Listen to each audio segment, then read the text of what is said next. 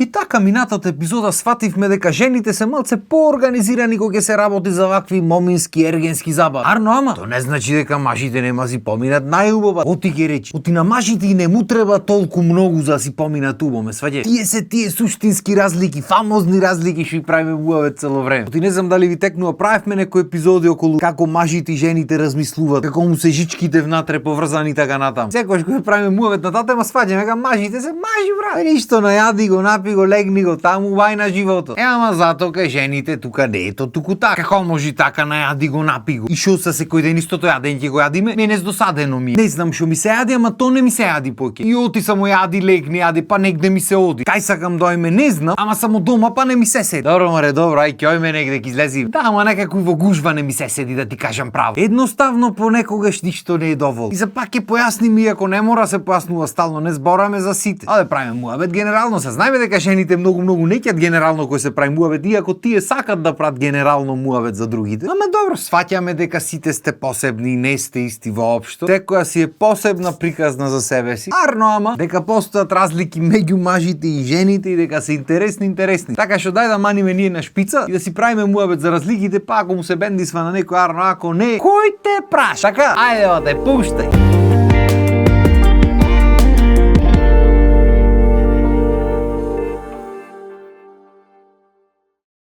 Кога ги прашаш мажите шо е за тебе идеална вечер помина, може да очекуваш два одговори, скоро и да не е битно која возраст. Едниот одговор е со другарите в кафана, другиот одговор е дома со жената или женската, филмче, ова, она, ти реков ми рече рај. Мање више тие се одговорите. Нормално дека ќе има одредени девијации, ама пак ќе видат тука негде. Та некој не е в кафана, в казино, или не е в казино, е во парко, или не се дома со жена му или женска му, седи дома со некој друг. Не битно, да ви навлегваме подом. Битно тука негде се движат работи. Еј, прашај ги жените шо е за тебе една идеална вечер, едно идеално поминување. Значи, например, се појавува дечко ми и ми вели: "Дено сам на Малдиви." Ба, човек шубо. Значи на Малдивите, таму кај тие куќарките што се покрај вода, да си пиеме коктели луксузно, или например луксузна вечера на Бора Бора негде. Тропско место да. Кој е луксузно, мори, кој е луксузно? Најлуксузната вечера што имаш јадено е пилешко во кари. За кој е луксузно зборува, оти си го мачите паметове, човек. Прво и основно 90% од луѓето нема еден залак да касни до тие луксузните јадења што се по светот. Пак ќе оиш таму и ќе му речиш пилешко во кари сакам. Значи многу сакам да патувам, изгорена сум да патувам. Идеално е кога дечко ми би ме носел на патување. Дечко ти крај со крај не може да врзи, гледа да ти ги исполни желбите. Тука не може да се уредира луксузни патувања сакала таа. Оти што ќе ти фали ако тоа однеси до нејпори. Лептокарија негде тука поблису, што ќе ти фали. И за добро пола Македонија ќе сретниш таму, Србија евентуално. Малце може ќе те гледат луѓето кога се губиш, ама шо има. Се пак ќе речам, правиме генерално муавет, не се сите вакви, фала му на Господ. Ама во глобала жените го имат желби со еден тон детали, со чуда, со одење негде, со пари многу трошени, со така натаму. И то детали зборам кои почнат да има свеки по патот, да има ова, тој да ме држи за рака вака, оти вака не можам кој ќе ме држи. Значи кој си го прават филмот, значи цело сценарио како што е напишано од сценарист за овие филмоите, ти ја држиш за рака од десната преку левата вака така. Ај брат, измачување. Маш кој ќе прашаш за желба, толку ни се едноставни желбите што кога ги слушнат жени се нервираат од што се едноставно. Прашај го шо саш вечер да прави. Кантер да тепам со другарите, Call of Duty реш, или може да биде филм да гледам. И тоа е уште една работа што жените не можат да сватат. Како тие кога ќе прават план, стално е тој во сликата, тој треба да направи нешто, тој ова, тој она. А маш кога ќе направи план или кога ќе прашаш шо сака, тој ти кажува тој шо сака да прави. Како таа не е во сликата? Ти се молам. Значи маш кога ќе кажи, то мора да биде таа, оти ако не е таа во сликата, автоматски имаш љута. И ваква цел ден во глава. Чуди се ти шо имаш сгрешен. Ти може не си ни свесен шо имаш одговорен. Пошто мажите во глобала не ги мислат зборовите што ги кажат, ги кажува. Ти прашваш, тој ти одговара. Не сме толку скалкулирани како жените. Жените мислат што ќе рече. Оти битно му е како ќе го речат, начинот, тонот со кој ќе се речи нештото, особено кога ќе му збора некој. Нити се замарал некош маж за тонот на кој збора, нити му било гајле како ќе го речи, нити шо може и некој си помисли, ни ема на жените му е битно. Само ако ти чини, ако не, кој те прашва?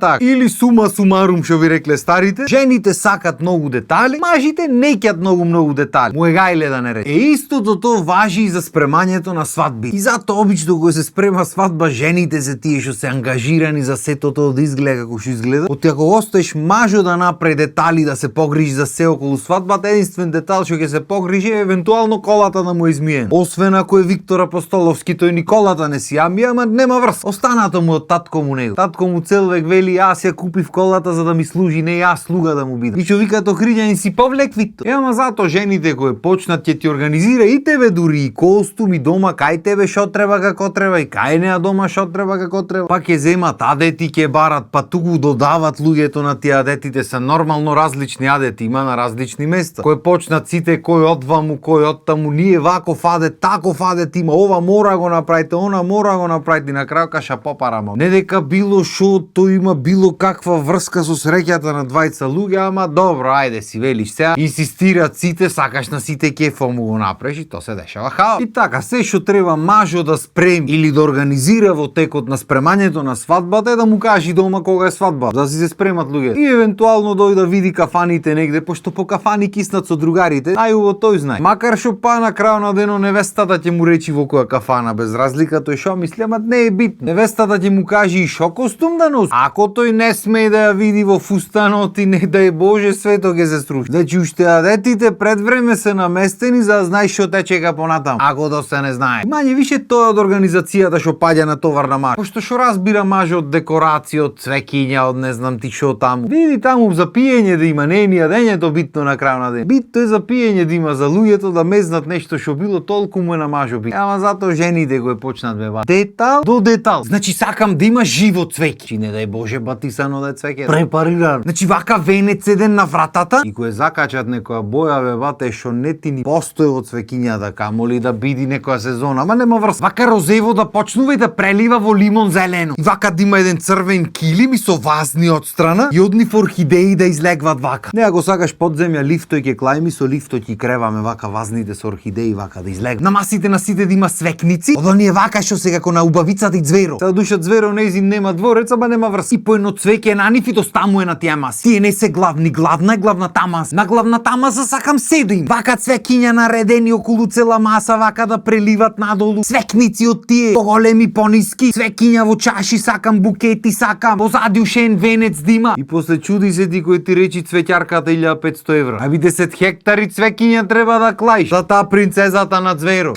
Напред исто сакам на влезо кај што има црвен килим, вака цвеќињата напред да стои прозирна табла со име, презиме, welcome to свадбата на тој и тој, исто со цвеќиња вака. За друго да не ја грешат свадбата луѓе. Да не случајно не возат цел ден со колата еден подруг. Топило направи, нема врска. И сакам кој ќе влегваме едно дете вака да фрла цвеќиња, вака да фрла на сите страни цвеќиња да паѓат, да врни цвеќиња. Не ако сакаш да измислиме некој дошт од цвеќиња вака да паѓа од озгора. Ќе врзиме њорган гори, ќе тргниме врвцата и ги спопаднат цвеќиња. Шо игра. И кој ќе го играме танцот, сакам да има низок чат како на облаци да сме и на рефренот да манат прскалките.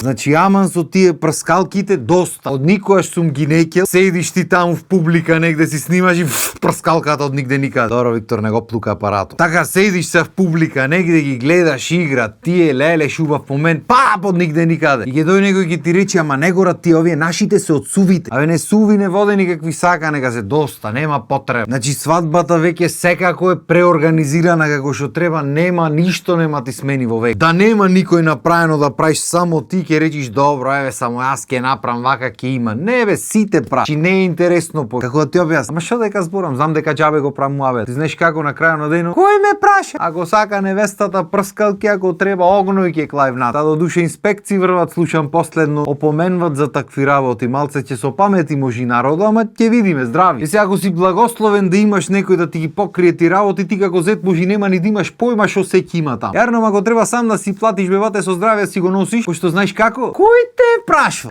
Така си знаеш. Мислам дека доста е за денес. Занима уште многу што се зборува, ама бега време. И би го продолжил сега муабетот, ама морам додам на свадба су. Треба се тресат благици наору. Така што толку од мене за денес. Имајте убав викенд и се гледам. Чао.